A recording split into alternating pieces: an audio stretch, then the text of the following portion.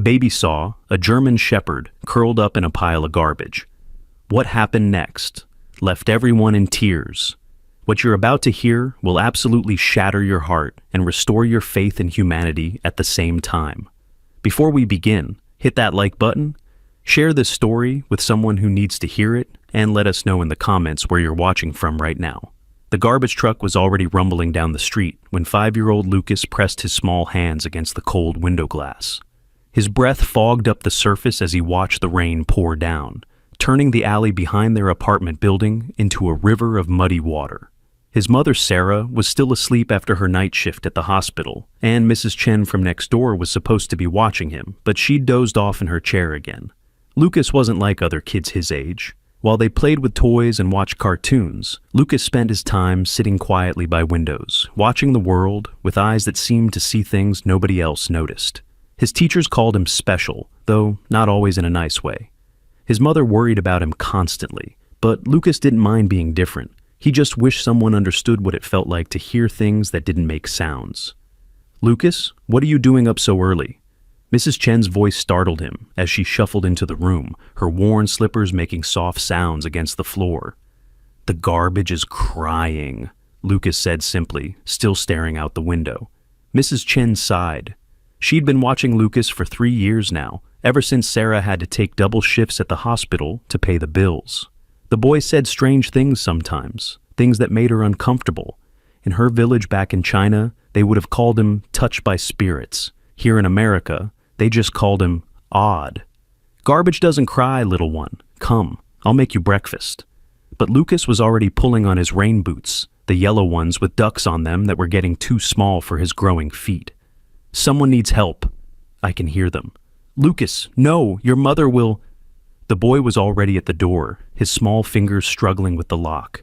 Mrs. Chen grabbed her umbrella, muttering in Mandarin as she followed him. The rain hit them immediately, cold and harsh against their skin. Lucas didn't seem to notice.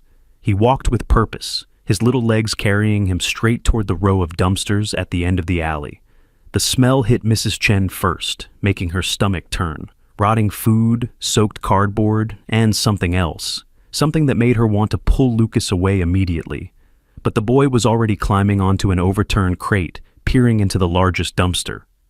"Oh no," Lucas whispered, and the pain in his voice made Mrs. Chen's heart skip. "She's hurt so bad." "What? Who's hurt?" Mrs. Chen approached cautiously, her arthritis protesting as she climbed up beside him.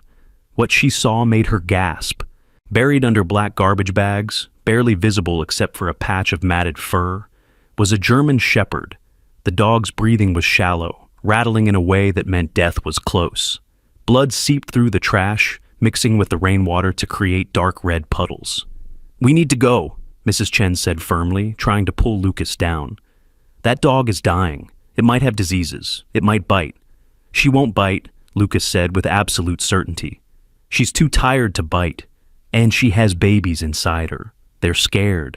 Mrs. Chen looked again, squinting through the rain. The dog's belly was swollen, but whether from pregnancy or injury, she couldn't tell. "Lucas, we can't help. We have no money for vets, no car to take her anywhere. Your mother can barely pay rent." Tears were streaming down Lucas's face now, mixing with the rain. "But she's calling for help. Can't you hear her? She's saying please, please, please over and over. Dogs don't talk, Lucas." "Not with words," Lucas said desperately, "but I can hear her anyway. She's so scared her babies will die. She tried so hard to stay alive for them." Mrs. Chen felt something shift in her chest. The boy's conviction was so absolute, so pure. She thought of her own grandson back in China, who she hadn't seen in 5 years. Would she want someone to help him if he was begging like this? Even if we wanted to help, how would we get her out? "She's too big for us to lift." A voice from behind made them both jump. "Need some help?" Marcus stood there, rain dripping from his worn military jacket. Everyone in the building knew Marcus, the homeless veteran who slept under the fire escape when the weather was bad. He had kind eyes but kept to himself mostly, except when he shared his food with the stray cats. "There's a dog in there," Lucas said immediately, pointing. "She's dying and she has babies and nobody will help her." Marcus approached the dumpster and looked in. His face changed immediately, hardening in a way that made Mrs. Chen step back. Jesus Christ, he muttered, then quickly looked at Lucas. Sorry, kid, but this is bad. You know about dogs? Mrs. Chen asked. I was a handler in Afghanistan. 2 tours. Marcus was already pulling off his jacket. This isn't just injury. This is abuse. See those marks? Fighting scars. And that chain. He pointed to something Mrs. Chen hadn't noticed. A heavy chain so embedded in the dog's neck that skin had grown over parts of it. Can you help her? Lucas asked, hope creeping into his voice. Marcus looked at the boy, then at the dog, then back at Lucas. Kid, this dog is in bad shape. Real bad. Even if we get her out, she might not make it. She'll make it, Lucas said firmly. She promised her babies she would. She just needs someone to believe in her. Marcus studied Lucas for a long moment. You're different, aren't you? You see things. Lucas nodded solemnly. I hear things. Things that don't make sound. My grandmother was like that, Marcus said quietly. Back in Alabama. She always knew when something was wrong with the animals before anyone else did. He rolled up his sleeves. All right, let's get her out. But we need something to carry her in. Shopping cart, Mrs. Chen said suddenly. There's one behind the grocery store. I'll get it. While she hurried away, Marcus climbed into the dumpster carefully. The dog's eyes opened slightly, clouded with pain and fear. She tried to growl, but only managed a weak whimper. Easy, girl, Marcus said softly. I know you've been through hell. I know humans haven't been kind to you, but we're trying to help now. Tell her about her babies, Lucas said. Tell her we'll save her babies. Marcus glanced at the boy, but did as he asked. Your puppies are going to be okay. We're going to get you somewhere safe. The dog's tail moved slightly, just a tiny movement, but Lucas saw it. She understands. She believes you. Mrs. Chen returned with the shopping cart, struggling to push it through the mud. Together, with Marcus lifting and Mrs. Chen supporting, they managed to get the dog out of the dumpster. She was even worse in full view. Open wounds covered her body, some fresh, others infected. Her ribs showed through her skin, and that chain around her neck had cut so deep that blood was still seeping out. We need to get her inside, Marcus said. She's going into shock. My apartment, Lucas said immediately. Your mother will, Mrs. Chen started. Mom will understand. She helps people at the hospital. She'll help Hope, too. Hope? Marcus asked. That's her name now, Lucas said firmly, because she didn't give up hope. They wheeled Hope to the apartment building, leaving a trail of blood and muddy water. The security door was broken as usual, which was lucky because none of them had a free hand to use keys. The elevator was out of order, also as usual, which meant carrying Hope up 3 flights of stairs. Marcus lifted her as gently as possible, but Hope still cried out, a sound that made Lucas sob openly. I'm sorry, the boy kept saying. Just a little more. We're almost home. Sarah's apartment was small, just 2 rooms and a bathroom, but it was clean and warm. They laid Hope on an old blanket in the corner of the living room. She was barely breathing now, her eyes rolling back in her head. We need a vet, Mrs. Chen said, already reaching for her phone. No money, Marcus reminded her grimly.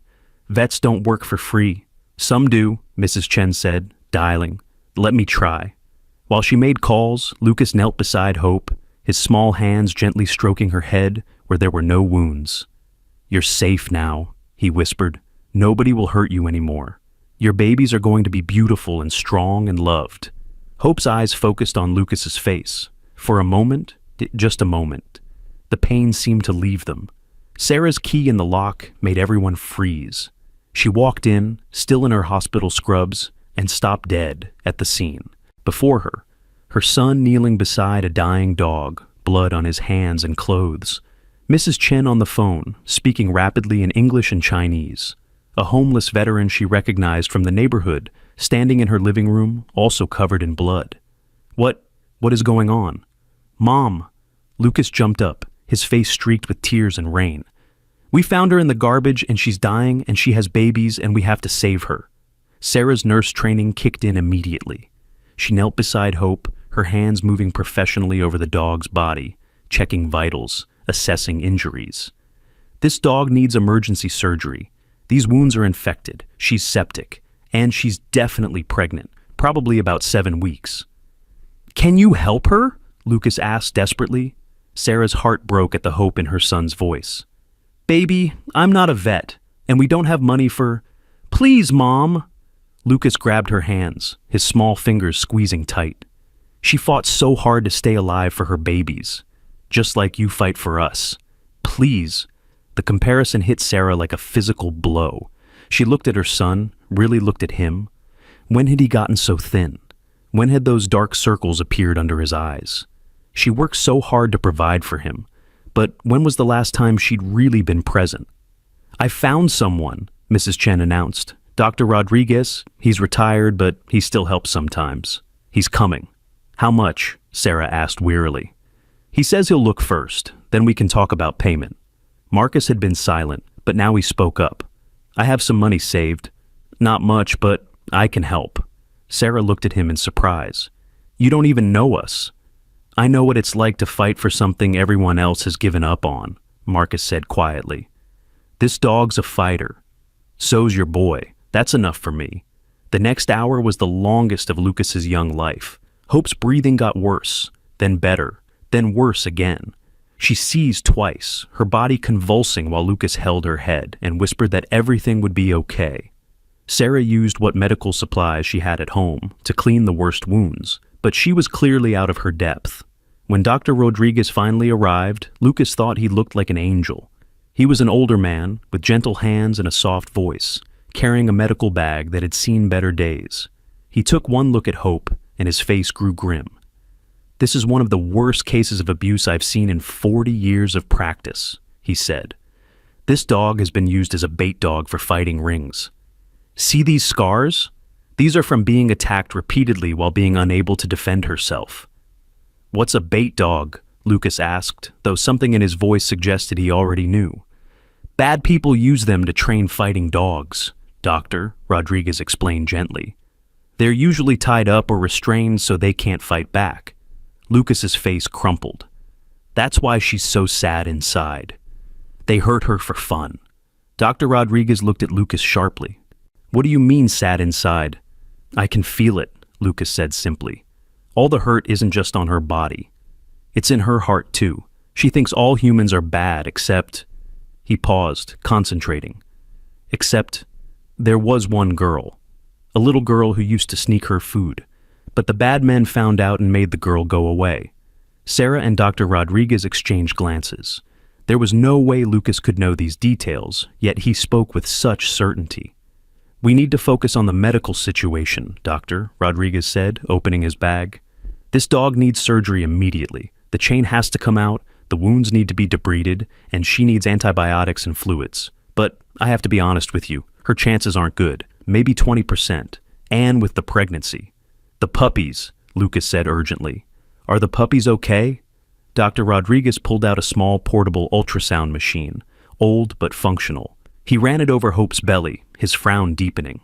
I see, 4 puppies. Their heartbeats are weak but present. But if we don't stabilize the mother soon, they won't survive. Do whatever you have to do, Sarah said suddenly. Everyone looked at her in surprise. I see death every day at the hospital. I see families torn apart, children losing parents, parents losing children. But I also see miracles, and if my son says this dog is going to survive, then we're going to give her every chance. The cost, Dr. Rodriguez began. We'll figure it out, Sarah said firmly. Payment plans, fundraising, whatever it takes. Just save her. Dr. Rodriguez nodded and got to work. What followed was 3 hours of intensive medical intervention right there on Sarah's living room floor. The chain removal was the worst part. It had been on so long that Hope's body had partially grown around it. Lucas held Hope's head the entire time, whispering constantly, even when Dr. Rodriguez administered sedation. She's fighting the sedation, Doctor, Rodriguez said, surprised. It's like she's afraid to go unconscious. She thinks she won't wake up, Lucas said. The bad men used to make her sleep, and when she woke up, she was hurt worse. Tell her this is different, Doctor, Rodriguez said, no longer questioning Lucas's abilities. Tell her she's safe. Lucas leaned close to Hope's ear. This is good sleep. Healing sleep. When you wake up, the pain will be less and your babies will be stronger. I promise. I'll be right here the whole time. Hope's eyes found Lucas's face one more time, then slowly closed as the sedation took effect. The surgery was brutal to watch. Sarah assisted with her medical knowledge while Mrs. Chen boiled water and sterilized instruments. Marcus held a flashlight when the overhead light wasn't enough, and Lucas never moved from Hope's head, his small hands gently stroking her ears. "The puppies are in distress, doctor," Rodriguez announced suddenly. "The trauma is triggering early labor." "But it's too soon," Sarah protested. "I know, we need to stop it. He prepared an injection. This might help, but—" He didn't finish the sentence. Everyone knew what he meant. Lucas suddenly spoke up. 3 puppies, not 4. Dr. Rodriguez checked the ultrasound again. His face went pale. "He's right. We lost one." The room fell silent except for the sound of Hope's labored breathing. Lucas's tears fell silently onto Hope's fur. His first real encounter with death, and he was only 5 years old. "The other 3?" Sarah asked quietly. "Still fighting, just like their mother." The next 2 hours were critical. Dr. Rodriguez worked with steady hands, removing dead tissue, cleaning wounds, stitching what could be stitched. The chain left a permanent scar that would circle Hope's neck forever, a collar of damaged tissue that would never fully heal. "She's going to need round-the-clock care for at least a week, doctor," Rodriguez said finally, pulling off his gloves. "Antibiotics every 4 hours, wound cleaning twice daily, careful monitoring of the pregnancy. And she needs proper nutrition immediately, or the remaining puppies won't survive." "I'll take shifts," Sarah said immediately. "Me too," Mrs. Chen added.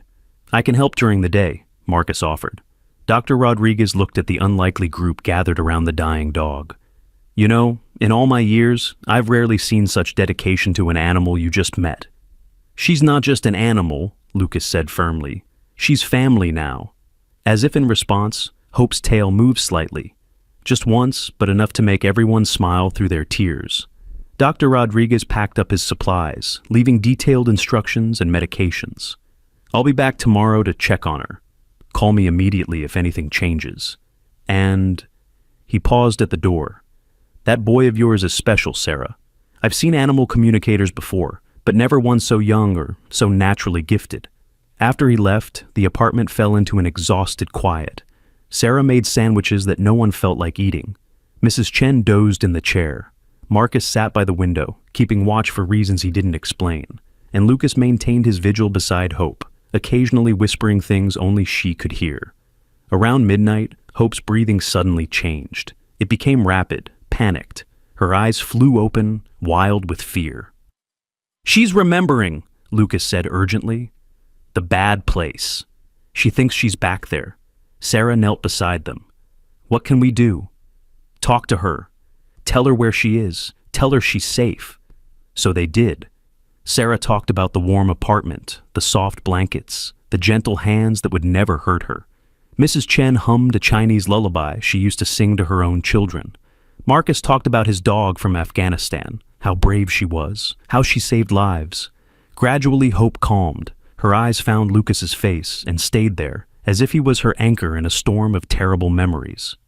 "I need to tell you something," Lucas said suddenly to his mother, "about what Hope knows." Sarah was too tired to question it. "What does she know, baby?" "The men who hurt her. They're bad men who make dogs fight. The boss is named Vincent. Vincent Torres. He has a place near the river where trains go by. She escaped when one of his men forgot to lock her cage. She's been running for 3 days. She came here because—" Lucas paused, concentrating. "Because she smelled kindness. She says our building smells like kindness." Marcus sat up straight. "Vincent Torres? I know that name. He's connected to a lot of bad things in this neighborhood. If he finds out we have his dog—" "She's not his dog," Lucas said fiercely. "She's ours now." "Lucas is right about one thing," Sarah said slowly. "If this Torres person is involved in dog fighting, we should report it to the police." "No!" Lucas's reaction was immediate and violent. "Hope says no police. Not yet. Torres has friends in the police. They'll take her back to him."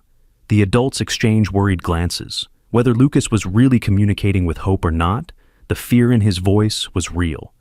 "Then what do we do?" Sarah asked. "We hide her. We heal her. We protect her babies. Lucas's voice was steady now, older than his 5 years. And when she's strong enough, she'll help stop the bad men. She knows where they are, what they do. She can be a hero dog. Hope's tail thumped once against the floor, as if in agreement. The night wore on. Sarah called in sick to work for the first time in 2 years. Mrs. Chen made tea that nobody drank. Marcus disappeared for an hour and came back with his dog, Sergeant, a German Shepherd mix, who sniffed Hope carefully, then lay down beside her, offering silent companionship. "Didn't know you had a dog," Sarah said. "Lives in my car usually. Figured Hope could use a friend who speaks her language." Lucas watched the two dogs together, his head tilted in that peculiar way he had when he was listening to something others couldn't hear. Sergeant is telling her about surviving. He was in an explosion, lost his hearing in one ear, but he says the quiet ear helps him hear important things better. Marcus stared at Lucas. "How could you possibly know about his ear?" Lucas shrugged. "He told Hope, and Hope told me." Around 3 a.m., Hope went into crisis. Her temperature spiked, and she started shaking uncontrollably. Sarah grabbed the phone to call Dr. Rodriguez, but Lucas stopped her. "Wait," he said, pressing both hands gently on Hope's side. "The puppies are moving. They're trying to help their mom." It sounded impossible, but as they watched, Hope's breathing seemed to sync with Lucas's. The boy was taking deep, slow breaths, and somehow Hope was matching them. The shaking gradually subsided. "What did you do?" Sarah whispered. "I didn't do anything." "The puppies did. They're sharing their strength with her, like she shared her food with them when she was starving." Dr. Rodriguez arrived at dawn, looking haggard but determined. He examined Hope thoroughly, checking her wounds, listening to her heart, scanning the puppies. "This is impossible," he said finally. "Her condition has actually improved, not much, but measurably. And the puppies..." He shook his head in amazement. "Their heartbeats are stronger. It's like they're fighting as a unit." "They are," Lucas said simply. "Hope taught them to be brave while they were still inside her." Dr. Rodriguez looked at Lucas for a long moment. "Young man, have you always been able to do this? Talk to animals?" Lucas nodded. "Since I was really little. Mom says my first word wasn't mama or dada. It was meow. I was talking to our neighbor's cat." Sarah confirmed this with a tired smile. "I thought it was just baby sounds at first. But he always seemed to know when animals were hurt or scared, even from far away." "It's a gift, Doctor," Rodriguez said seriously. "A rare one. In my country, we call such people soul speakers. They bridge the gap between human and animal consciousness." "Is that why Hope trusted us enough to come to our alley?" Mrs. Chen asked. "Could she sense Lucas somehow?" "Animals are drawn to those who can truly hear them, Doctor," Rodriguez said. "It's possible Hope knew, instinctively, that this was a safe place." A knock at the door made everyone freeze. It was too early for visitors, and nobody was expecting anyone. Marcus moved silently to the window and carefully looked out. "Two men," he whispered. "Suits. They don't look like they belong in this neighborhood." Fear shot through Sarah. "Torres's men?" "Could be." The knock came again, harder this time. "Mrs. Wilson, we know you're in there. We just want to talk." Sarah recognized the voice suddenly. "That's my landlord, Mr. Peterson. But who's with him?" She opened the door cautiously, keeping the chain on. Mr. Peterson stood there with another man, younger, with cold eyes that scanned what he could see of the apartment. "Mrs. Wilson, this is Mr. Smith. He represents a party interested in a lost dog that might have been found in this area." "I don't know anything about a lost dog," Sarah said steadily. Mr. Smith smiled, but it didn't reach his eyes. "A valuable German Shepherd, pregnant, possibly injured. There's a substantial reward for her return." "How substantial?" Mr. Peterson asked greedily. $5,000, Mr. Smith said, watching Sarah's face carefully. $5,000. That would cover 3 months of rent, buy groceries, maybe even get Lucas some new clothes. Sarah felt the temptation pull at her, then heard Lucas's small voice from behind her. "We haven't seen any dogs." Mr. Smith's eyes shifted to Lucas. "Are you sure, young man? Sometimes dogs hide in strange places. Dumpsters, for instance." The threat was subtle, but clear. They knew. "Like I said, We haven't seen any dogs, Sarah repeated firmly. Now, if you'll excuse us, my son needs to get ready for school. She started to close the door, but Mr. Smith's foot blocked it. Mrs. Wilson, I hope you understand that my client is very eager to recover his property. He's a man who doesn't like to be disappointed. And I'm a woman who doesn't like to be threatened in her own home, Sarah shot back. Remove your foot, or I call the police. Mr. Smith held her gaze for a long moment, then stepped back. We'll be in touch. After they left, Sarah deadbolted the door and leaned against it, shaking. They know. How do they know? Marcus was already on his phone. I'm calling some friends. Veterans who owe me favors. We need protection. We need to move Hope, Mrs. Chen said urgently. We can't move her, Doctor, Rodriguez protested. She's too fragile. Moving her could kill her and the puppies. Lucas had returned to Hope's side. The dog was awake now, her eyes alert and frightened. She heard his voice, Lucas said quietly. Mr. Smith. She knows him?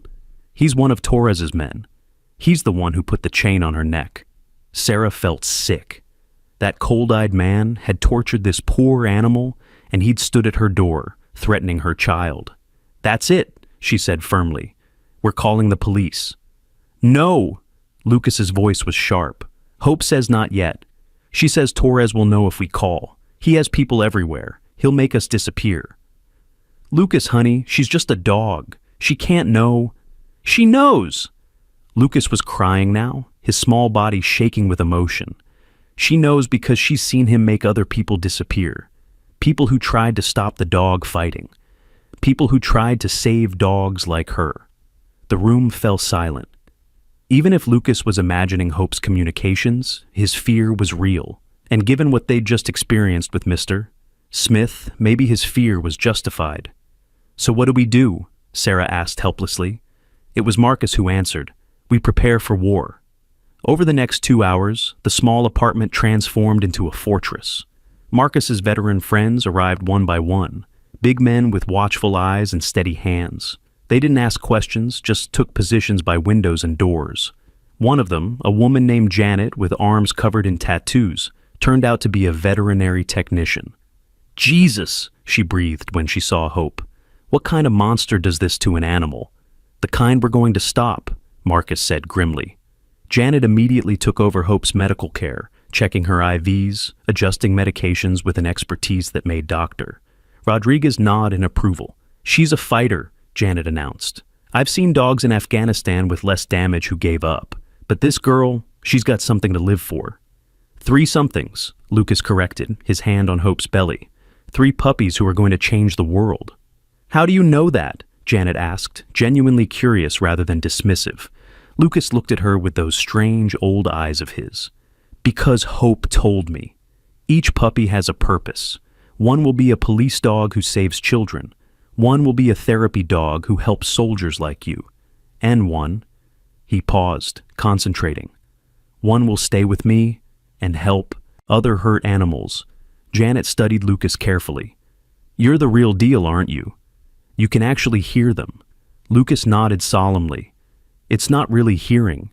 It's more like feeling their thoughts, like when you know someone's sad without them saying anything, but stronger. Sarah's phone rang suddenly, making everyone jump. It was her supervisor from the hospital. Sarah, where are you? You were supposed to be here an hour ago. I called in sick. I know what you said, but we have an emergency. Multiple casualties from a building fire. We need all hands. Sarah closed her eyes. She couldn't afford to lose this job, but she couldn't leave Lucas and Hope either. I can't come in. I'm sorry. Sarah, if you don't come in, I'll have to report this. You could lose your position. The weight of the decision crushed down on her. Her job was their lifeline. Without it, they'd be on the street within a month. But looking at Lucas's trusting face, at Hope's pain-filled eyes, she knew she had no choice. Then report it. My son needs me more than the hospital does today. She hung up, her hands shaking. What had she just done? That was brave, Marcus said quietly. That was stupid, Sarah corrected. We need that income. Money will come, Mrs. Chen said with surprising confidence. When you do the right thing, The universe provides. As if to prove her point, Doctor. Rodriguez's phone buzzed. He answered it, his face growing increasingly amazed as he listened. That was a colleague, he said after hanging up. She saw a post I made about Hope's case on a veterinary forum. She wants to help. She's offering free medical supplies and she's starting a fundraiser. She says Hope's story needs to be told. No, Lucas said immediately. If the story gets out, Torres will find us. Not if we're careful, Doctor, Rodriguez said thoughtfully. We don't mention the location, don't use real names. Just tell the story of a rescued bait dog and her puppies. People need to know this happens, and we need the money for Hope's care. Sarah was torn. The publicity could bring help, but also danger. She looked at Hope, who was watching her with those intelligent eyes. What do you think, Hope? She asked, feeling slightly foolish. Should we tell your story? Hope's tail thumped once against the floor. She says yes, Lucas translated, but she wants people to know she's not just a victim. She's a survivor, and she's going to help stop the bad men. Dr. Rodriguez began typing on his phone, crafting a careful post about Hope's rescue and recovery. Within minutes, responses started pouring in, offers of help, donations, messages of support. Look at this, he said, showing them his screen. $100 already, $200, $300. But Lucas wasn't celebrating. He'd gone very still, his hand pressed against Hope's side, his face pale. What's wrong? Sarah asked urgently. The puppies, Lucas whispered. Something's wrong with the puppies. Dr. Rodriguez immediately grabbed the ultrasound. As he ran it over Hope's belly, his expression grew grim. He's right. The puppies are in distress. Their heart rates are dropping. What can we do? Sarah asked desperately. Hope needs surgery. Cesarean section, but she's too weak. The anesthesia could kill her. And without it, the puppies will die. Maybe Hope too. The room fell silent except for Hope's labored breathing. 3 little lives hanging in the balance, and every option seemed to lead to tragedy. It was Lucas who broke the silence. Hope says do it. Everyone looked at him. She says save the puppies, even if she doesn't make it, save the puppies. Tears were streaming down the little boy's face as he translated Hope's wish. This dog, who had suffered so much, was willing to sacrifice everything for her babies. We can't just give up on Hope, Sarah protested. We're not giving up, Doctor, Rodriguez said slowly, but we need to respect her choice. If Lucas is right, if he can really understand her, then Hope is choosing her puppies' lives over her own. That's the most profound love there is. Janet stepped forward. I've assisted in field surgeries. If we do this here, now, with all of us helping, maybe we can save them all. The risk, Dr. Rodriguez began. Everything about this has been a risk, Marcus interrupted. But look what we've accomplished so far. Hope's still alive when she should have died in that dumpster. We've got a room full of people ready to fight for her. Maybe that's enough. Dr. Rodriguez looked around the room at the determined faces. Sarah, the exhausted single mother who'd given up her job. Mrs. Chen, the elderly neighbor who'd opened her heart. Marcus and his veteran friends, ready to defend strangers. Janet with her medical skills. And Lucas, the strange little boy who heard what others couldn't. All right, he said finally. We'll try. But I need everyone's help. What followed was organized chaos. The living room transformed into a makeshift surgical suite. Water boiled on the stove. Clean sheets were laid out. Janet prepared instruments while Dr. Rodriguez calculated medication doses. Lucas never left Hope's side. He whispered to her constantly, telling her how brave she was, how loved she was, how her puppies would grow up safe and free. She's scared, he told his mother, but not for herself. She's scared she won't get to see them grow up. She will, Sarah said firmly, though her voice shook. She'll see them grow up and have puppies of their own. She'll die an old dog, surrounded by love. The surgery began at noon. Dr. Rodriguez's hands were steady as he made the first incision, but sweat beaded on his forehead. Janet assisted with practiced efficiency. Sarah monitored Hope's breathing. Mrs. Chen kept supplies coming. Marcus and his friends maintained security, knowing Torres's men could return at any moment, and Lucas held Hope's paw, feeling her pain, her fear, her determination. "First puppy, doctor," Rodriguez announced, lifting a tiny form. It wasn't moving. Janet immediately took the puppy, rubbing it vigorously with a towel, clearing its airways. Nothing. "Come on, little one," she muttered. "Your mama fought too hard for you to give up now." Lucas suddenly spoke. "Hope says his name is Courage. Tell him his name." Janet looked skeptical, but desperate. "Come on, Courage. Live up to your name." And then, miraculously, a tiny squeak. The puppy was breathing. "Second puppy, doctor," Rodriguez said, working quickly. This one was moving, crying immediately as it hit the air. "That's Faith," Lucas announced. "She's the strong one." The third puppy came out wrong, twisted in a way that made Doctor Rodriguez curse under his breath. This one didn't make it." "No." Lucas's voice was fierce. "That's Chance. He gets a chance. Everyone gets a chance." But the puppy was still, had been still too long. Dr. Rodriguez shook his head sadly. Lucas pulled away from Hope and grabbed the lifeless puppy, ignoring the adults' protests. He held it to his chest and started doing something none of them had taught him. CPR compressions with his tiny fingers, breathing into the puppy's mouth. "Lucas, honey, stop," Sarah said gently. "He's gone." "No!" Lucas kept working, tears streaming down his face. "Hope says he's still there, just lost. He needs to find his way back."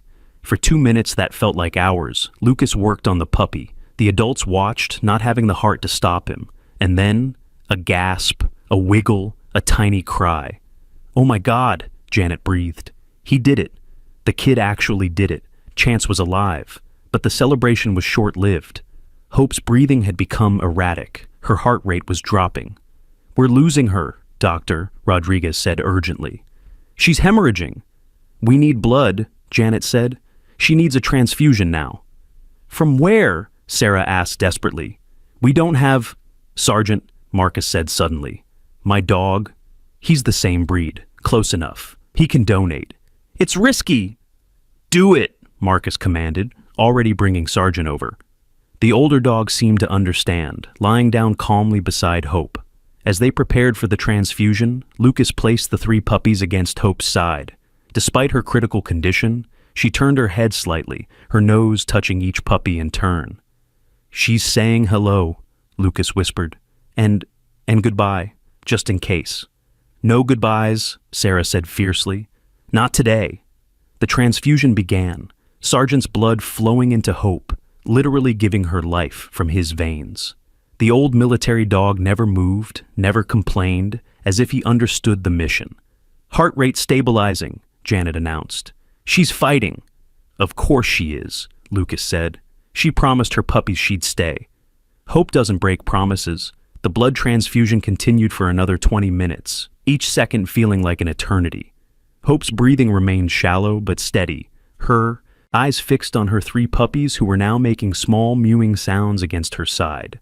Sergeant lay perfectly still, occasionally glancing at Marcus as if asking if he was doing enough. "That's good, doctor," Rodriguez finally announced, removing the needle from Sergeant's leg. "Any more, and we risk Sergeant's health." Marcus immediately knelt beside his dog, stroking his head gently. "You did good, boy. You saved her." Sergeant's tail wagged weakly, and he carefully sniffed Hope before settling back down beside her, as if standing guard. "Her vitals are improving," Janet confirmed, checking the monitors they had rigged up. "But she's not out of the woods yet. The next 12 hours are critical." Lucas hadn't moved from his position by Hope's head, his small hands gently stroking her ears where there were no wounds. "She says thank you," he said quietly. "To Sergeant, to all of you. She says she's never had a family before, not a real one." Sarah felt tears prick her eyes. This dog, brutalized and abandoned, still had the capacity for gratitude. It humbled her. A sharp knock at the door shattered the moment. Everyone froze. Marcus's veteran friends immediately moved into defensive positions. "Mrs. Wilson?" A different voice this time, female, authoritative. "This is Officer Janet Mills with Animal Control. We've received a report of a dangerous dog being harbored at this address." "Don't open it," Marcus whispered. Animal control doesn't knock like that. Too aggressive? Sarah approached the door cautiously, looking through the peephole. A woman in what appeared to be an animal control uniform stood there, but something was off. The uniform was too new, too clean, and she kept glancing nervously down the hallway. "I need to see some identification," Sarah called through the door. "Ma'am, I have a warrant to search these premises. Open the door now, or I'll have to call for backup." "Animal control doesn't get warrants," Marcus said quietly. "This is fake." Lucas suddenly gasped, his face going pale. "Hope knows her. She's not really animal control. She works for Torres. She's the one who used to bring the bait dogs to the fighting place." Sarah's blood ran cold. Torres had sent someone posing as an official. They were getting desperate. "I'm calling the real police," Sarah announced loudly through the door. "You can wait there until they arrive to verify your identity." The woman's voice changed, dropping the official tone. "You don't want to do that, Mrs. Wilson. Mr. Torres just wants his property back. No one has to get hurt." "That dog is not property," Sarah said firmly. "And if you don't leave immediately, I'm calling 911. There was silence for a moment, then footsteps walking away. But nobody in the apartment relaxed. "They'll be back," Marcus said grimly. "With more people. We need to move Hope," Janet said. "Now." "She can't be moved, and Doctor," Rodriguez protested. "The surgery, the puppies. She'll die if we move her, but she'll die if Torres's people get her," Marcus summed up their dilemma. "We need another option." It was Mrs. Chen who surprised them all. "I have an idea," she said, pulling out her phone. "My nephew, David. He's a journalist with Channel 7 News. If we make this public, really public, Torres won't dare touch us." "But Lucas said," Sarah began. "That was before," Mrs. Chen interrupted. "Before they came to our door. Before they threatened us. Now we fight back with the only weapon stronger than fear. Truth." She was already dialing, speaking rapid Mandarin to someone on the other end. After a few minutes, she hung up. "David's coming with a camera crew. He says this is exactly the kind of story they've been looking for. Local family saves dog from fighting ring. Criminals try to intimidate them. It'll be on the evening news." Lucas looked uncertain. "Hope's scared. She doesn't want to be on TV." "Tell her it's to protect her puppies," Sarah said. "Tell her she'll be helping other dogs who are still trapped." Lucas whispered to Hope for a moment, then nodded. "She says okay, but she wants to look better first. She doesn't want people to see her all bloody and hurt." Despite the tension, everyone smiled at this touch of vanity from the brave dog. Janet carefully cleaned Hope's visible wounds and arranged a clean blanket over her surgical site. The puppies were placed in a small box lined with heating pads, right where Hope could see them. David Chen arrived within the hour with a small camera crew. He was young and eager, immediately understanding the power of the story. "This is incredible," he said, looking at Hope. "And you're saying she was rescued from a dumpster just yesterday?" Sarah told the story while the cameras rolled, with Lucas adding details about Hope's condition and the puppy's dramatic birth. Dr. Rodriguez explained the medical challenges, showing the embedded chain that had been removed. Marcus and his friends stood in the background, their presence a silent testament to the community that had formed around Hope. But it was when the camera turned to Lucas that the real magic happened. "Can you tell us about Hope?" David asked gently. Lucas looked directly into the camera, his 5-year-old face serious and composed. "Hope was hurt by bad men who make dogs fight each other for money. They called her mean names and put a chain on her neck so tight it grew into her skin. But she never gave up because she knew her babies needed her. She's the bravest dog in the world, and now the bad men want to take her back. But we won't let them. Will we?" He looked around the room, and everyone shook their heads firmly. "Mr.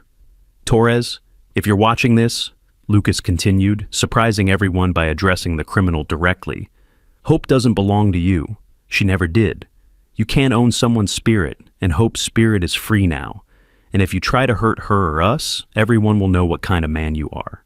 David looked stunned by the boy's eloquence. "How do you know so much about what Hope's been through?" Lucas tilted his head in that peculiar way. "She tells me. Not with words, but with feelings and pictures in my mind. Right now she's saying she's grateful but tired, and she wants her puppies to know their names. This is courage," he pointed to the largest puppy, "because he was born not breathing but fought to live. This is Faith, the only female, because she never doubted she'd survive. And this is chance, the smallest, because everyone deserves a second chance. The camera captured it all, including the moment Hope lifted her head slightly to nose each puppy as Lucas named them, as if confirming their identities. "This is powerful stuff," David told his aunt. "This will definitely make the evening news. Maybe even national." But before they could finish filming, chaos erupted outside. Shouting, car doors slamming, heavy footsteps on the stairs. Marcus's friends immediately went on alert. "Multiple vehicles," one reported from the window. "At least a dozen men. They're surrounding the building." Sarah grabbed Lucas, pulling him away from the window. "Call 911, she told Mrs. Chen. But the phone lines were dead. Cell phones had no signal. Someone was jamming communications. "They're coming up," another veteran reported. "All stairwells." Dr. Rodriguez and Janet quickly moved Hope and the puppies into the bedroom, barricading the door with furniture. The camera crew looked terrified, but David kept filming. "This is happening live," he said into his camera.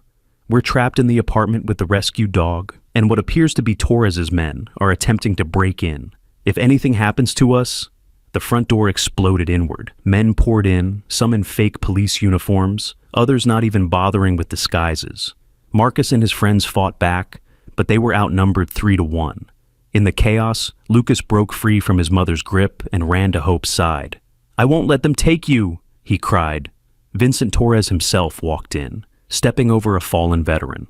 He was exactly as Lucas had described from Hope's memories. Expensive suit, shiny shoes that clicked on the floor, cold eyes that held no mercy. "Well, well," he said, his voice smooth as oil. "All this fuss over one worthless bait dog." "She's not worthless." Lucas stood up, all 5 years and 40 pounds of him, facing down the crime boss. "She's worth more than you'll ever be." Torres laughed. "Brave little boy. But bravery won't stop me from taking what's mine." "She's not yours," Sarah said, moving to stand beside her son. "We have witnesses, video evidence. Everyone knows what you are now." Torres glanced at the camera crew with mild annoyance. "Technical difficulties can be arranged. Footage can disappear. Even people can disappear." The threat was clear. But then something unexpected happened. Hope, despite her critical condition, began to growl. It started low, building to something primal and fierce. She struggled to her feet, swaying but standing, placing herself between Torres and Lucas. "Hope, no!" Lucas cried. "You're too weak." But Hope stood firm, her lips pulled back to show teeth, her eyes locked on Torres. And then, one by one, sounds began outside. Barking, dozens of dogs barking, from every apartment, every building nearby. "What the hell?" one of Torres's men muttered. Mrs. Chen smiled. "Did you think we were alone? This neighborhood takes care of its own. The door filled with people, neighbors with their dogs. The real police, led by Officer Janet Mills, who'd been contacted by David's news station. More veterans who'd heard Marcus's call for help. Even Dr. Rodriguez's veterinary colleagues who'd come to support Hope. Torres found himself surrounded, outnumbered, and on camera. "Mr. Torres," Officer Mills said, her hand on her weapon. "You're under arrest for breaking and entering, assault, and suspicion of running an illegal dog fighting operation." "You have no proof of that last charge," Torres said smoothly. "Actually, we do." A new voice from the doorway. A young woman walked in, holding a tablet. "I'm Rebecca Walsh, investigative journalist. For the past 6 months, I've been investigating dogfighting rings in this city. Your name kept coming up, but we never had concrete evidence. Until now." She turned the tablet toward Torres. On it was video footage, grainy but clear. Torres at a dogfight, money changing hands, and horrifyingly, Hope being thrown into a ring as a bait dog. "Where did you get that?" Torres snarled. "Your former associate Mike Daniels. He made a deal with the FBI. Turns out he kept recordings for insurance. And when he saw the news story about Hope, about what you did to her, he decided to come forward." Torres lunged toward Hope. Whether to grab her or hurt her, no one knew. But he never made it. Lucas threw himself in front of the dog, and Hope, despite her weakness, latched onto Torres's arm with her teeth, not to attack, just to hold, to stop him from hurting her boy. "Get it off me!" Torres screamed. "Her name is Hope," Lucas said firmly. "And she's not an it." Officer Mills cuffed Torres while he was distracted. "Vincent Torres, you're under arrest. You have the right to remain silent." As Torres was led away, he turned back, his eyes finding Lucas. "This isn't over, kid." Lucas met his gaze steadily. "Yes, it is. Hope won. You lost." The apartment slowly emptied of threats and filled with help. Paramedics checked everyone for injuries. Animal welfare officers documented Hope's condition for evidence. The news crew kept filming, broadcasting the entire confrontation live. Dr. Rodriguez checked Hope, who had collapsed again after her heroic stand. "She tore some stitches, but nothing critical. She just needs rest now." "She saved me," Lucas said wonderingly. "She could barely stand, but she saved me." "That's what family does," Sarah said, pulling him close. The next few days were a whirlwind. The news story went viral, not just locally, but nationally. "Boy who talks to dogs helps." "Bust fighting ring" became the headline everyone was sharing. Donations poured in for Hope's medical care, so much that Sarah could pay rent, buy groceries, and even start a fund for other rescued fighting dogs. But more importantly, Torres's arrest led to a domino effect. Other members of his ring were arrested. Fighting locations were raided. Dozens of dogs were rescued, many in conditions similar to or worse than Hope's. Lucas and Hope became the face of the movement against dog fighting. They appeared on morning shows via video link, Lucas translating Hope's messages about forgiveness and healing. Some people called him a fraud, but most believed, especially when Hope would respond to his translations with perfectly timed tail wags or gentle licks. 3 weeks after the rescue, Hope was strong enough to walk around the apartment. The puppies had opened their eyes and were beginning to explore. Courage, true to his name, was always the first to investigate new things. Faith was the peacemaker, breaking up her brother's squabbles. And Chance, the smallest, was the cuddler, always seeking warmth and comfort. "They're going to need homes soon, Doctor," Rodriguez mentioned during a checkup. "No!" Lucas's response was immediate. "They have a home. Here." Sarah sighed. "Lucas, honey, we can't keep 4 dogs in this small apartment." "Then we'll get a bigger place," Lucas said simply. "The donation money is for Hope's medical care and helping other dogs," Sarah reminded him. Lucas looked devastated. He'd fought so hard to save them all, the thought of losing them now was unbearable. It was Mrs. Chen who offered a solution. "My daughter has been asking me to move in with her for years. Big house in the suburbs, yard for dogs, good schools for Lucas." She paused. "She says you could come too, rent the basement apartment, very cheap, and plenty of room for dogs." Sarah was speechless. "Mrs. Chen, we couldn't." "You could and you will," the elderly woman said firmly. "Lucas saved Hope, but Hope saved all of us. She brought us together, made us family. In China, we have a saying, when heaven drops a gift, only a fool refuses to catch it." Marcus cleared his throat. "About that. Me and some of the guys, we've been talking. We want to start a program, veterans and rescue dogs helping each other heal. PTSD on both sides, you know? We could use someone who understands animals like Lucas does." "And I've been thinking, Doctor," Rodriguez added. "I'm too old to retire, but too tired to work full-time. I could open a small clinic just for rescue animals. Low cost, maybe free for the worst cases. I'd need help, though. Maybe a nurse who's good with animals?" He looked meaningfully at Sarah. "Are you offering me a job?" Sarah asked, stunned. "If you're interested. The pay won't be much at first, but it's steady work, regular hours, and Lucas could come after. School, help with the animals." Rebecca Walsh, who'd been documenting Hope's recovery, spoke up. "I'm writing a book about Hope's story. The publisher already approved it. Part of the proceeds would go to Lucas's college fund, part to the rescue program Marcus wants to start." Lucas looked around at all these people who'd come into their lives because of one dying dog in a dumpster. "Hope did this?" he said wonderingly. "She brought everyone together." Hope, lying on her bed with her puppies nursing, looked up at the mention of her name. Her tail wagged, and for the first time since her rescue, her mouth opened in what could only be described as a smile. The move to Mrs. Chen's daughter's house happened a month later. It was in a quiet suburb with tree-lined streets and a park where dogs could run. The basement apartment was bigger than their old place, with a door that opened right onto a fenced yard. Lucas was enrolled in a new school where a counselor, hearing about his gift, introduced him to a program for children with special abilities. Not supernatural abilities, but heightened empathy and intuition. He wasn't alone in his gift after all. Sarah started work at Dr. Rodriguez's new clinic, finding she had a natural talent for calming frightened animals. Maybe Lucas had inherited his gift from her after all. Marcus's program, Pause for Warriors, officially launched with Sergeant and Hope as the first therapy team. His Hope, once she fully recovered, showed an incredible ability to sense when veterans were struggling with PTSD.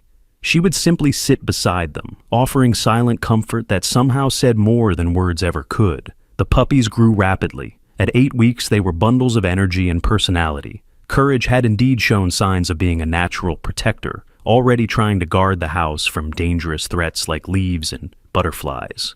Faith was gentle and intuitive, often finding whoever was sad and offering cuddles. And Chance, still the smallest, had the biggest heart, befriending every animal and human he met. The question of their futures was settled in unexpected ways. Officer Mills, who'd arrested Torres, had been following Hope's story. She approached Sarah about Courage.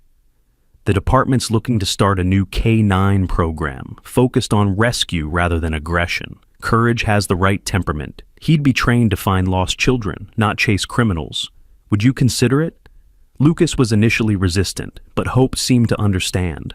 She nudged Courage toward Officer Mills, as if giving her blessing. She says he was born to protect, Lucas translated, but protect with love, not fear. Faith's destiny revealed itself when she was 12 weeks old. Marcus had brought a veteran friend who was struggling badly with PTSD. The man sat in their yard, hands shaking, eyes distant. Faith, without any prompting, climbed into his lap and placed her paws on his chest, looking directly into his eyes. The man broke, down crying, the first emotion he'd shown in months. "It's like she sees me," he whispered. "The real me, not the broken parts." "That's because she does," Lucas said simply. "Faith sees souls, not scars." The veteran adopted Faith that day, and within 6 months, she was a certified therapy dog, visiting hospitals and veteran centers, bringing hope to those who'd lost it. Chance stayed with Lucas. They were inseparable, the smallest puppy and the boy who'd refused to let him die. Together, they became the heart of Dr. Rodriguez's clinic, with Lucas translating for traumatized animals and Chance offering comfort with his gentle presence. Hope remained with the family, of course. She was the matriarch, the survivor who'd started it all. Her scars never fully faded, the ring around her neck a permanent reminder of her past. But she wore them like badges of honor. 6 months after the rescue, the trial of Vincent Torres began. Hope had to appear as evidence, which terrified Lucas. But when the day came, Hope walked into that courtroom with her head high, Lucas beside her. Torres's lawyer tried to argue that Hope was dangerous, showing photos of her attacking his client. But then the full video was played. Hope, barely able to stand, protecting a 5-year-old boy from a grown man who tortured her. When the prosecutor asked Lucas to explain Hope's behavior, he stood up straight and spoke clearly. "Hope isn't dangerous. She's protective, there's a difference. Dangerous dogs attack because they're angry or scared. Protective dogs defend because they love. Hope defended me because I'm her family. She'd never hurt anyone who wasn't trying to hurt us first." The jury deliberated for less than an hour, guilty on all charges. Torres was sentenced to 15 years in prison, the maximum allowed. As they left the courthouse, reporters surrounded them. One asked Lucas how he felt about Torres going to prison. Lucas thought for a moment, then said, "I feel sad for him. He never learned what Hope knows. That love is stronger than fear. That kindness is more powerful than cruelty. Maybe in prison he'll learn." The reporter looked stunned by the 5-year-old's wisdom. "You're not angry?" "Hope taught me that anger is heavy. It's better to let it go and carry love instead." That quote became the tagline for Rebecca's book when it was published a year later. It's better to carry love, the story of Hope and the boy who heard her heart. The book tour was exhausting but rewarding. Lucas and Hope appeared at bookstores, animal shelters, and schools, spreading their message about the power of compassion. They showed people that fighting dogs weren't monsters, just victims who needed love to heal. At one event, a little girl approached Lucas. She was holding a small, scared-looking dog. "Can you hear what my dog is saying?" she asked shyly. Lucas knelt down, looking at the trembling animal. After a moment, he smiled. "She says she loves you very much, but she's scared of loud noises because they remind her of the scary place she came from before you saved her." The girl's eyes widened. "That's true! She came from a puppy mill! How did you know?" "Because all rescued animals have the same message," Lucas said gently. "Thank you for seeing past my fear to my heart." As they traveled, they encountered other fighting ring survivors. Each dog had a story of pain, but also of resilience. Lucas translated their stories, giving voices to the voiceless. Hope would sit with these damaged dogs, and somehow, her presence told them that survival was possible, that love could come after pain. One particularly memorable case was a pit bull named Tank, who'd been so traumatized he wouldn't let anyone near him. The shelter was considering euthanasia. Lucas sat outside Tank's cage for 3 hours, not trying to approach, just sitting. Hope lay beside him, calm and patient. Finally, Lucas spoke. "Tank says he's not mean. He's just forgotten how to trust. He says every hand that ever touched him brought pain." "What do we do?" the shelter worker asked desperately. "We wait," Lucas said, "and we show him that some hands bring food, some bring toys, some bring love. But we don't rush. Hope says healing happens at its own speed." It took 2 weeks of daily visits, but eventually, Tank crept forward and sniffed Lucas's outstretched hand. When he finally allowed a gentle touch, everyone watching cried. Tank was adopted by a former dog fighter who'd turned informant against Torres. The man wanted to atone for his past by saving dogs he'd once hurt. It was controversial, but Lucas supported it. "People can change too," he said. "If we don't believe in redemption, what's the point of surviving?" 2 years passed. Lucas was now 7, more articulate about his gift, but still maintaining that innocent wisdom that touched hearts. Hope had become something of a celebrity in the animal rescue world. Her Instagram account, run by Sarah, had millions of followers. Every post about a new rescue led to donations and adoption offers. But fame brought challenges. Some people accused them of exploiting Hope for money. Others claimed Lucas was a fraud, that Sarah was coaching him. There were even death threats from people connected to the defunct fighting ring. The stress was taking its toll. Sarah was exhausted from managing everything. Lucas was being bullied at school by kids who called him dog boy and freak. Even Hope seemed tired, the weight of being a symbol wearing on her. It was Mrs. Chen who noticed they were struggling. "You've forgotten why you saved Hope," she said one evening. "Not to become famous, not to change the world. You saved her because one little boy heard her crying and couldn't walk away." She was right. They'd gotten caught up in the mission and forgotten the simple love that started it all. Sarah made the decision to step back from the public eye. No more tours, no more interviews, just the quiet work of healing animals and helping veterans at the clinic. Lucas was relieved. Hope says she just wants to be a dog now, not a symbol or a hero, just a dog who lives with people who love her. But their work had started something that couldn't be stopped. Across the country, other children were coming forward with similar gifts to Lucas's. Parents were learning to listen when their kids said they could understand animals. Veterinary schools were starting to study human-animal communication. The world was changing, one rescued dog at a time. 3 years after the rescue, they received unexpected news. Torres had been killed in prison, stabbed by another inmate. Sarah expected Lucas to be happy, but instead, he looked sad. "He never learned," Lucas said quietly. "He died still carrying all that anger." Hope seemed to understand. She placed her head on Lucas's lap, and they sat together in silent mourning for a man who'd caused them so much pain, but who was, in the end, a lost soul who never found his way. That night, Lucas had a dream. Or maybe it was Hope's dream that he was sharing. In it, all the dogs Torres had hurt were running free in a field of endless green. And at the edge of the field, watching them, was Torres. But not the Torres they'd known. This was Torres as a child, before the world had hardened him, watching the dogs play with wonder in his eyes. When Lucas woke, he understood something profound. "Everyone starts innocent," he told his mother. "Even the bad people. Something breaks them along the way. That's why we have to save the broken ones, dogs and people. Because inside every mean dog and every mean person is someone who just wanted to be loved." Sarah hugged him tight, amazed at the wisdom in her now 8-year-old son. The years continued to pass. Courage became a decorated police dog, finding 3 lost children in his first year of service. Faith was featured in a documentary about therapy dogs, her work with veterans saving countless lives. Chance grew into a gentle giant who worked alongside Lucas at the clinic, somehow always knowing which animal needed him most. And Hope grew old gracefully. Her muzzle turned gray, her steps became slower, but her spirit remained bright. She became the grand dame of their rescue operation, the wise elder who taught younger rescue dogs that humans could be trusted again. When Lucas was 13, Hope's health began to decline. The vet said it was just age, that she'd lived longer than most dogs who'd endured such trauma. But Lucas knew better. He could feel Hope preparing for something. One evening, Hope asked to go outside. Lucas knew it was a request because she stood by the door and looked at him with those knowing eyes. The whole family went out to the yard, sitting in the grass as the sun set. Hope walked to each family member, touching them gently with her nose. A goodbye, though no one wanted to admit it. Then she lay down beside Lucas, her head in his lap, and let out a deep, contented sigh. She says thank you, Lucas translated, tears streaming down his face. Thank you for seeing her in the garbage.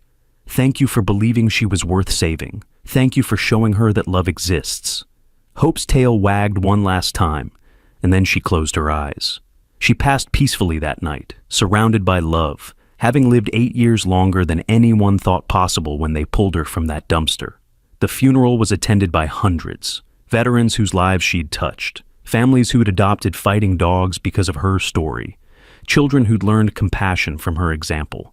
Even Officer Mills came, with courage, who sat at attention by his mother's grave. Lucas spoke at the service. He was 13 now, his voice deeper, but his gift unchanged. Hope wants me to tell you something, he said, and everyone leaned in, even the skeptics, because Lucas's connection with Hope had become legendary. She says dying isn't sad when you've really lived. And she lived. She got to see her puppies grow up to be heroes. She got to help hundreds of dogs find homes. She got to show the world that fighting dogs are just dogs who were taught the wrong things. But mostly, she got to be loved. And that's all any of us really want. He paused, wiping his eyes. She also says to check the dumpsters. Always check the dumpsters. Because sometimes that's where Hope is hiding. After the service, a woman approached Sarah. She was well-dressed, professional, but her eyes were red from crying. "You don't know me," she said, "but I need to tell you something. I was Torres's accountant. I knew about the fighting ring, I knew about the bait dogs. And I did nothing because I was scared and because he paid me well." Sarah tensed, but the woman continued. "When I saw the news story about Hope, about your son, I couldn't live with myself anymore. I turned state's evidence. My testimony is what really put Torres away." She pulled out an envelope. "This is blood money, Torres's money that I earned by staying silent. I want Lucas to have it, for college or for the rescue or whatever. I need something good to come from my cowardice." The envelope contained a check for $100,000. Sarah wanted to refuse it, but Lucas spoke up. Hope would want us to take it. She'd say good can come from bad if we let it. They used the money to establish the Hope Foundation, a nonprofit dedicated to rescuing and rehabilitating fighting dogs. Lucas, even as a teenager, remained its heart and soul, using his gift to reach the most traumatized animals. By the time Lucas graduated high school, the foundation had saved over 1,000 dogs. He was accepted to veterinary school with a full scholarship, his essay about Hope moving the admissions committee to tears. But the night before he left for college, Lucas sat in the yard where Hope was buried. Chance, now an old dog himself, lay beside him. "I'm scared," Lucas admitted to the night air. "What if my gift doesn't work anymore? What if I can't hear them without Hope?" A warm breeze rustled the leaves, and for just a moment, Lucas could swear he smelled Hope's scent, felt her presence. "You're still here, aren't you?" he whispered. "In every dog we save, in every person who chooses kindness over cruelty. You're still here." Chance's tail wagged, and Lucas knew his gift hadn't gone anywhere. It had just evolved, grown from a boy who could hear one dog's pain to a young man who could heal the world, one rescue at a time. 10 years later, Dr. Lucas Wilson stood in front of a classroom at the country's first veterinary program, specializing in animal communication and trauma recovery. On the wall behind him was a photo of a scarred German shepherd with wise eyes. "Today, we're going to talk about listening," he began. "Not just with your ears, but with your heart. Because sometimes the most important messages don't come in words. They come in a tail wag, a gentle lean, a trusting look from an animal who has every reason not to trust." A student raised her hand. "Dr. Wilson, do you really believe animals can communicate with us?" Lucas smiled, the same smile he'd had as a 5-year-old boy standing in the rain. "I don't believe it, I know it. Because 20 years ago, a dying dog in a dumpster told me she needed help, and listening to her changed everything." He pulled up a slide showing statistics. Since Hope's story went public, dog fighting rings have decreased by 70%. Adoption rates for pit bulls and other dangerous breeds have tripled. Veterans with PTSD have found healing through rescue dogs, all because one little boy heard something everyone else missed. Another student asked, "What happened to the puppies?" Lucas's smile widened. Courage died in the line of duty, finding a kidnapped child. He was given a hero's funeral. Faith lived to be 15, helping hundreds of veterans before passing peacefully. And Chance? Well, Chance is 20 years old and sleeping on my couch right now, still refusing to admit he's old. The class laughed, but Lucas grew serious. Hope taught us that every life has value. Every creature has a voice. We just have to learn how to listen. And once we do, we have a responsibility to act, because knowing someone is suffering and doing nothing is worse than not knowing at all. He assigned their homework. Spend an hour at a local shelter, sitting quietly with the animals, not trying to pet or play, just listening. "You might not hear what I hear," he said, "but you'll feel something. And that feeling, that's where compassion begins." As the students filed out, Lucas touched the photo of Hope. "Still teaching, aren't you, girl? Still showing us the way." That evening, Lucas returned home to find his mother, now in her 50s, sitting in the yard with a new rescue, a pit bull with scars almost as bad as Hope's had been. "She was found in a dumpster," Sarah said, "behind the same building where we found Hope." People who found her said their 5-year-old daughter insisted they check because she heard crying. Lucas knelt beside the traumatized dog, extending his consciousness the way Hope had taught him all those years ago. The dog's pain was immense, but underneath it, he felt something familiar, that spark of determination, that refusal to give up. "What's her name?" Sarah asked. Lucas smiled, tears in his eyes. The little girl who found her already named her. "She's calling her Miracle." "Of course she is," Sarah laughed through her own tears. As they tended to Miracle, Lucas's phone rang. It was Rebecca Walsh, the journalist who'd written Hope's story. "Lucas, I'm at the city council meeting. They just voted. They're naming the new animal welfare center after Hope, the Hope Wilson Center for Animal Recovery." Lucas felt his throat tighten. Hope Wilson? They said she deserved a last name, the family name of those who loved her. After the call, Lucas sat with Miracle, telling her about Hope, about the legacy she was joining, and somewhere, in that space between heartbeats, he could swear he heard Hope's voice one more time. "Every ending is a beginning. Every goodbye is a hello waiting to happen. Keep listening, keep loving, keep hoping." Miracle's tail wagged, just once, but it was enough. The cycle was beginning again, and Hope's spirit would guide them through it. 25 years had passed since that rainy morning when a 5-year-old boy heard a dog crying in a dumpster. Lucas was now 30, married to a fellow veterinarian who shared his gift, with a 5-year-old daughter of his own named Hope. Little Hope had the gift too, even stronger than her father's. She could hear not just dogs and cats, but birds, rabbits, even fish. The world was alive with voices for her, and Lucas taught her what Hope had taught him. With great gifts come great responsibilities. One morning, little Hope tugged on her father's sleeve. "Daddy, something's calling us." "From the old place." "What old place, sweetheart?" "Where Grandma used to live. Where you found the first Hope." Lucas felt a chill. They hadn't been to that old neighborhood in years. It had been gentrified, the old building torn down, replaced with expensive condos. But little Hope was insistent.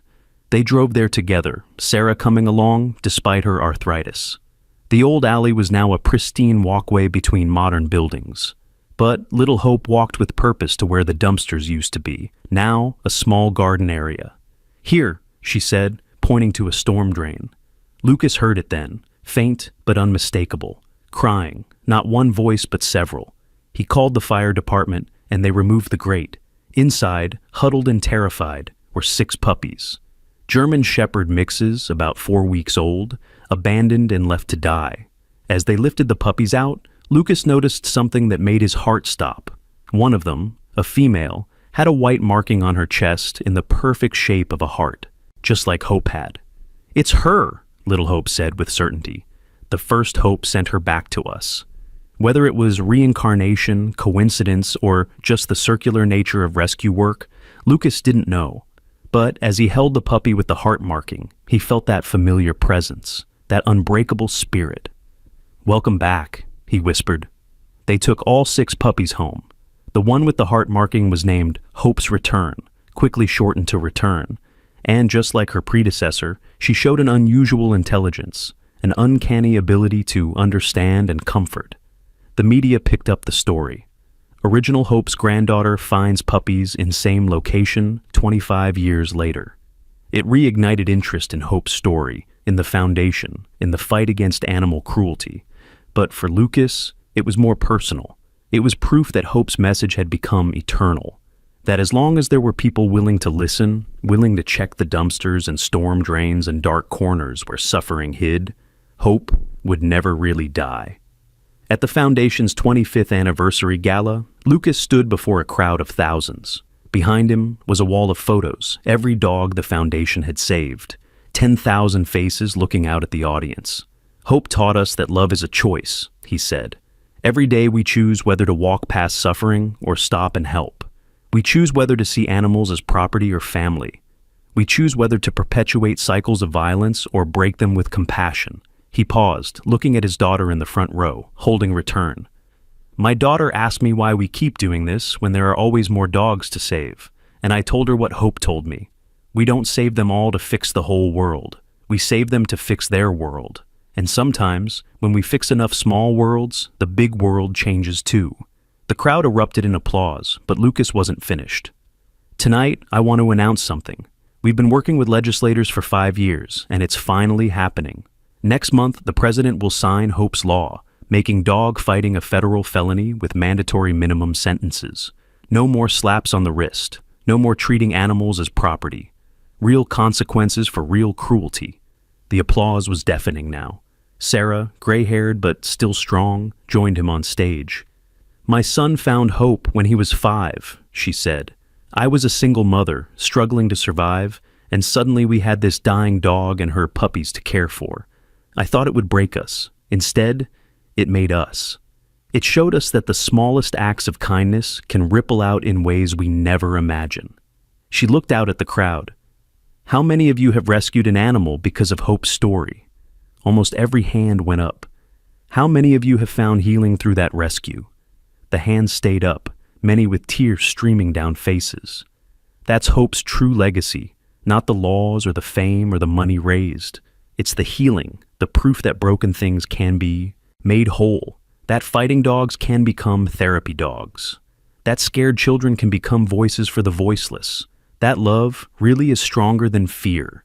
As the gala ended, people shared their stories. A veteran who'd been suicidal until he adopted a bait dog survivor, a child with autism who spoke her first words to a rescue dog, a former dog fighter who now ran a rescue specializing in the dogs he once hurt. Each story was a thread in the tapestry Hope had begun weaving that day in the dumpster, a tapestry that showed a picture of a world where compassion was winning, but the work wasn't done, would never be done. As the crowd dispersed, Lucas noticed a young boy, maybe 6 years old, standing apart with his mother. The boy was staring at Return with an intensity Lucas recognized. He walked over. "Can you hear her?" The boy nodded, tears in his eyes. "She says there are more who need help. She can feel them calling." Lucas knelt down to the boy's level. "What's your name?" "Marcus, named after my grandpa. He helped save the first Hope." Lucas smiled, Marcus's grandson, the circle continuing. "Well, Marcus, would you like to learn how to help them?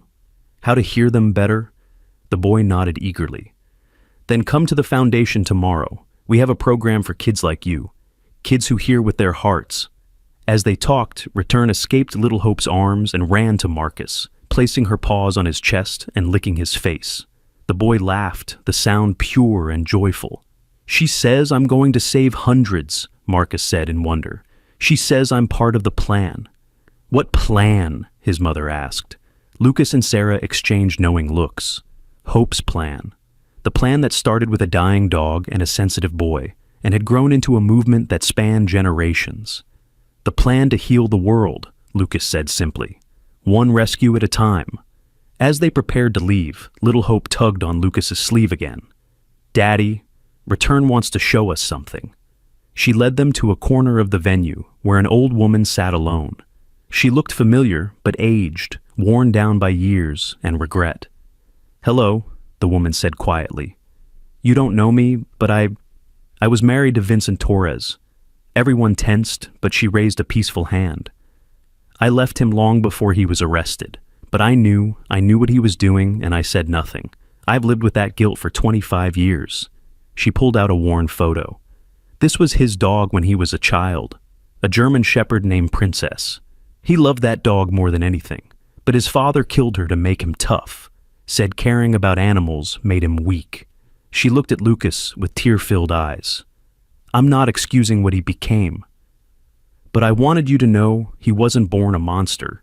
He was made into one, and maybe if someone like you had been there when he was young, when he could still hear what animals were saying, things would have been different." She stood to leave, but Little Hope ran to her, taking her hand. "Return says you're forgiven. She says carrying guilt is like wearing a chain around your heart, and it's time to take it off." The woman broke down sobbing, and Sarah, ever the healer, embraced her. Even after everything Torres had done to them, they could still find compassion for those he had damaged, including himself. As they finally headed home, Return sitting in Little Hope's lap, Lucas reflected on the journey, from a dying dog in a dumpster to a movement that had changed laws and saved thousands of lives, from a scared 5-year-old boy to a man who dedicated his life to giving voice to the voiceless. "Daddy," Little Hope said sleepily, "Return says the first Hope is proud of you." How does Return know that? Because Hope never really left. She just spread out into all the dogs we saved, a piece of her in each one. That's why we can still feel her. Lucas looked in the rearview mirror at his daughter, so much like he'd been at that age, full of impossible knowledge and unshakable faith in the goodness that could exist in the world. "You know what, sweetheart? I think you're right." As they pulled into their driveway, the security lights illuminated a sign by their door, "The Hope Foundation, where every life matters." But it was the smaller sign underneath that really captured their mission. "Check the dumpsters. That's where Hope hides." Inside, Chance was waiting, ancient now at 25, the oldest German Shepherd mix on record. He should have been gone years ago, but he seemed determined to see the story through. He sniffed Return with interest, his tail wagging with recognition. "You know her, don't you, old friend?" Lucas said. "You remember?" Chance gave a single bark, his first in years, as if to say, "Of course I remember. I've been waiting for her to come back." That night, as Lucas tucked Little Hope into bed with Return curled beside her, his daughter asked, "Will there always be dogs that need saving?" Lucas thought carefully about his answer. "Probably. As long as there are people who choose cruelty, there will be animals who need rescue. But there will also always be people like us, people who listen, people who act, people who choose love over fear, like the first Hope did." Exactly like the first Hope did. Little Hope was quiet for a moment, then said, "Return says to tell you something. She says the work isn't about ending all suffering. It's about proving suffering doesn't have to be the end." Lucas kissed his daughter's forehead, marveling at the wisdom that flowed through her, through all of them who'd been touched by Hope's story. As he turned off the light, Little Hope added, "Oh, and Daddy, Return says tomorrow we need to check behind the grocery store. There's a cat there who's about to have babies, and she's scared." "Of course there is," Lucas laughed softly. "There's always someone who needs help. That's not a bad thing," Little Hope said wisely. "That's just how we know we're still needed." Lucas stood in the doorway, watching his daughter drift off to sleep, Return pressed against her side. In the living room, his mother was reading to a group of foster children, all of whom had their own rescue dogs. His wife was on the phone with another veterinarian, coordinating a rescue from a hoarding situation. This was Hope's true legacy. Not just the dogs saved or the laws changed, but the transformation of an entire family, an entire community, into instruments of compassion. Outside, storm clouds were gathering. There would be rain tomorrow, washing the city clean, but also driving vulnerable animals to seek shelter in dangerous places. There would be more dumpsters to check, more storm drains to search, more suffering to address. But there would also be more people watching, listening, ready to act. The network Hope had started was vast now, spanning continents. Rescue organizations, veterinary clinics, foster networks, all connected by the simple belief that every life mattered. As Lucas headed to bed, he stopped by the memorial wall they had created for Hope. Her photo sat in the center, surrounded by pictures of all the dogs her story had saved. Thousands of faces, each representing a life transformed. "We did it, girl," he whispered. "We changed the world. Not all of it, not completely, but enough. Enough to matter." A warm breeze somehow stirred inside the house, ruffling the photos. And for just a moment, Lucas could swear he saw Hope's photo move, her tail seeming to wag. He smiled, no longer questioning these moments of impossible connection.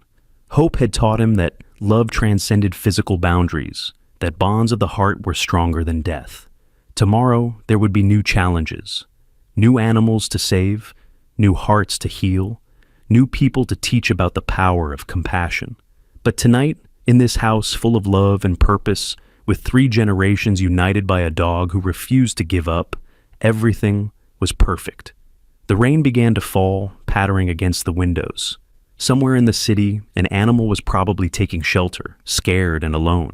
But Lucas no longer felt the urgent panic he'd felt as a child, because he knew that somewhere else in the city, another child was probably pressing their face against a window, hearing a cry that others would miss. And that child, like Lucas had been, would be brave enough to answer. The cycle would continue. Hope's story would keep being retold, not just in the past tense, but in the present. In every rescue, every adoption, every moment of connection between human and animal. As sleep finally took him, Lucas's last thought was a prayer of gratitude. "Thank you, Hope, for choosing our dumpster. Thank you for trusting a 5-year-old boy who heard your heart. Thank you for showing us that the smallest acts of kindness can echo through generations." And in his dreams, he was 5 years old again, standing in the rain, reaching into a dumpster to save a dying dog. But this time, he wasn't alone. Hundreds of children stood with him, all reaching out, all choosing love over indifference. "Every rescue matters," they said in unison. "Every life counts. Every act of kindness ripples forward." And Hope, young and whole and free of scars, stood before them all, her tail wagging, her eyes bright with approval. "You heard me," she seemed to say. "You all heard me. And you answered. That's all I ever wanted, for someone to hear and answer."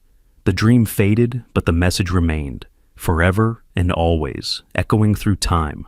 Listen, act, love, hope. The story of Hope had become more than just a tale of rescue. It had become a blueprint for compassion, a guide for those who wanted to make a difference but didn't know where to start. Check the dumpsters. Listen to the cries others ignore. Be brave enough to act, even when you're small and the problem seems big. Because sometimes the smallest hands can lift the heaviest burdens, and the quietest voices can start the loudest revolutions. Hope's legacy lived on, not in monuments or museums, but in the daily acts of kindness performed by those her story had inspired.